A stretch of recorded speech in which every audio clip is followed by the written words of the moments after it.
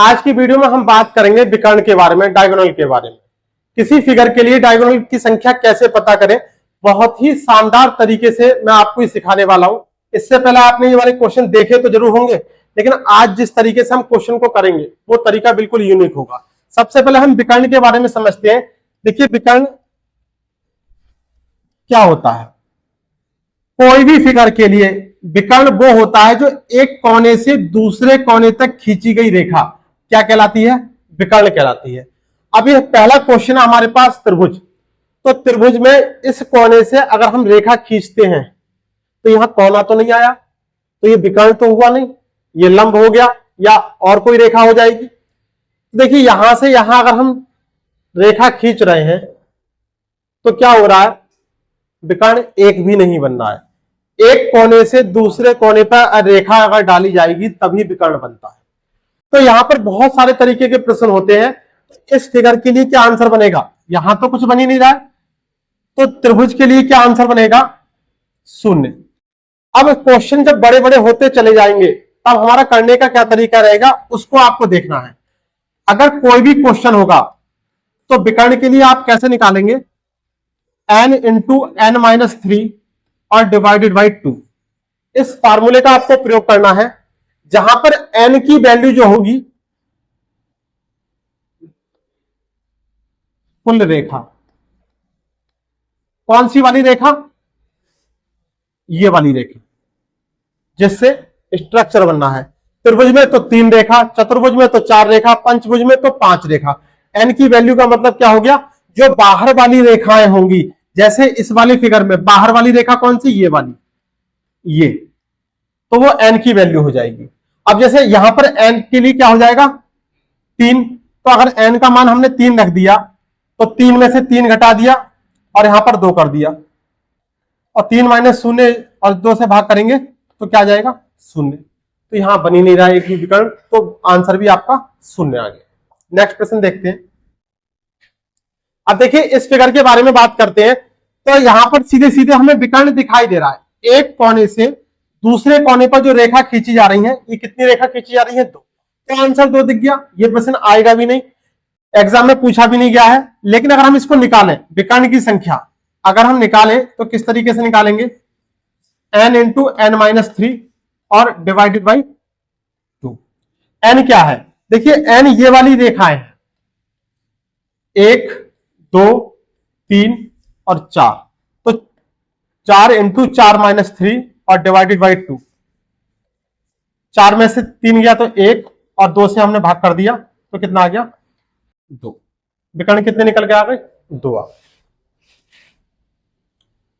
अब देखिए यहां पर संख्या में समान जो है रेखाएं बढ़नी चालू हो गई। अब क्या काम करना है, देखिए रेखा देखेंगे 1 2 3 4 और 5, कितनी रेखाएं हैं 5, तो n बराबर क्या आ गया 5, n इंटू एन माइनस 3 और डिवाइडेड बाई 2। 5 इंटू 5 माइनस 3 और डिवाइडेड बाई 2 कितना आ जाएगा, 5 इंटू 2 और डिवाइडेड बाई 2 कितना आएंगे, विकर्ण कितने आ जाएंगे 5। अब एक बात आपको यहां पर यह समझनी है कि ये प्रश्न 2 तरीके से पूछे जाते हैं विकर्ण वाले। एक तो ये इमेज देगा और दूसरा प्रश्न ये कहेगा कि पंचभुज में विकर्णों की कुल संख्या कितनी होती है।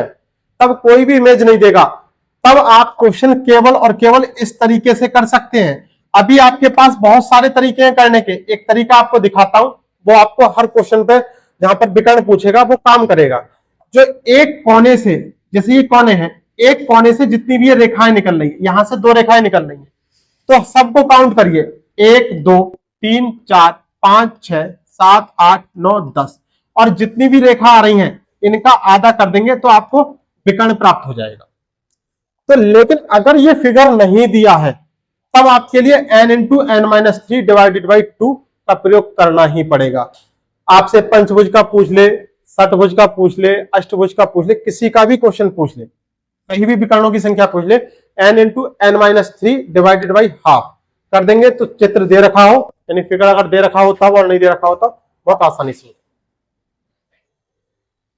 इस फिगर में देखते हैं, देखिए भुजाएं हमने देखी, तो एक ये वाली भुजा के बारे में बात कर रहे हैं, 1 2 3 4 5 और 6।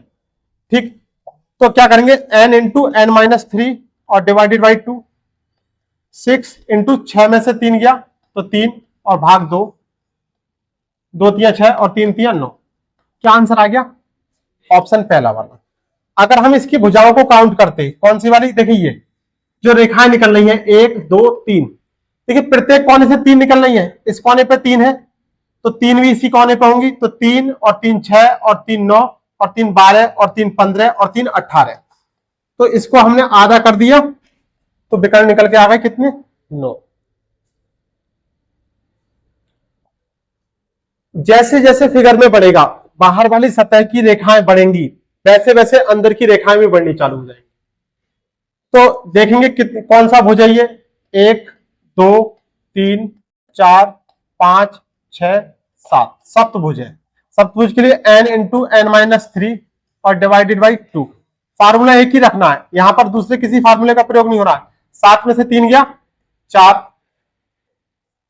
7 दूनी 14, विकर्णों की संख्या कितनी निकल के आ जाएगी, 14। अगर हम काउंट करें तो देखिए 1 2 3 4, इस कोने पर 4 होगा तो सभी कोने पर 4 ही 4 होंगे। 4 दूनी 8, 4 3 12, 4 चौक 16, 4 5 20, 4 6 24, 4 7 28 और 28 का आधा कर देंगे तो 14 मिल जाए, 14 विकर्ण, ऑप्शन ए।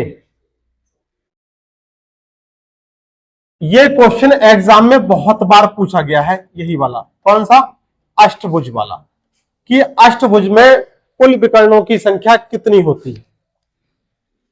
देख लेते हैं, देखो 1 2 3 4 5 6 7 8, अष्टभुज है हमारा, तो n इंटू एन माइनस 3 और डिवाइडेड बाई हाफ करा, कितना हो गया 8, और 8 में से 3 गया तो 5 और 2, और 2 चौक 8 और 4 पंजे 20। आंसर कितना आ गया, 20। और अगर हम इसको काउंट करते तो देखिए 1 2 3 4 5, एक कोने पर कितने निकल रही है, 5, 8 कोने पर कितनी हो गई, 40, और 40 का अगर आधा कर देंगे तो 20।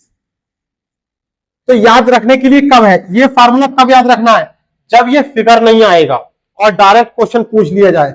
जैसे शतरंज वाला क्वेश्चन आपके लिए बताया था कि सीधे सीधे फिगर ना देके अगर ये क्वेश्चन पूछ ले कि शतरंज के बोर्ड में, चेस बोर्ड में कुल कितने वर्ग होते हैं या कुल कितने आयत होते हैं, अगर वहां पर फिगर ना दे तब हमें याद रखना है। ऐसे ही हमें यहां पर ये याद रखना है। देखिए भुजाएं गिनते हैं, कितनी भुजाएं इसमें, 3 4 5 6 7 8 9, 9 भुज है। एक में देखें रेखाएं 1 2 3 4 5 6, तो कितने हो जाएंगे, 9 छंग 54, और 54 का हाफ कर दिया तो 27। विकर्णों की संख्या कितनी निकल के आ गई, 27। यदि फार्मूले से करते तो n इंटू एन माइनस 3 और डिवाइडेड बाई 2, n कितना हो जाता 9, और 9 में से 3 गया 6 और इसका कर दिया आधा, 2 3 6 और 9 3 27, ऑप्शन डी। ये 1 2 3 4 5 6 7 8 9 10, 10 भुज। अब देख लेते हैं एक कोने पे कितनी रेखा निकल रही है, 1 2 3 4 5 6 7, तो 10 सत्ते 70, और 70 का हमने कर दिया आधा, तो हमें टोटल विकर्ण की संख्या प्राप्त हो गई। ईमानदारी से बताऊं कि अगर आप इसको काउंट, पहली बात तो काउंट तो कर ही नहीं पाएंगे, अगर कैसे भी करके फिगर काउंटिंग के क्वेश्चन में अगर हम काउंट करने बैठ जाएं तो मान लिया त्रिभुज भी काउंट कर लेंगे, स्क्वायर यानी वर्ग भी काउंट कर लेंगे, और रेक्टेंगल भी काउंट कर लेंगे, लेकिन जब बात आ जाएगी विकर्ण की, तो अगर हम कोनों पे ना देखें और इनको केवल इस जाल को देखें तो काउंट होना बहुत ही मुश्किल काम है।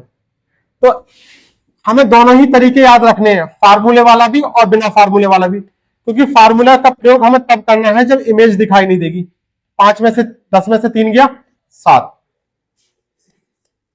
5 सत्ते 35। तो यहां से एक बात निश्चित रूप से तय हो जाती है कि क्वेश्चन में इमेज आए या ना आए।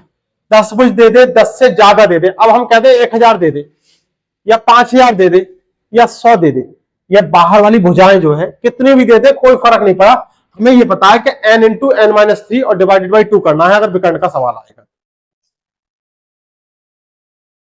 तो चलिए इस तरीके से आज जो है हमने बहुत अच्छे से विकर्ण निकालने सीखे हैं। आज की क्लास में बस इतना ही रहने।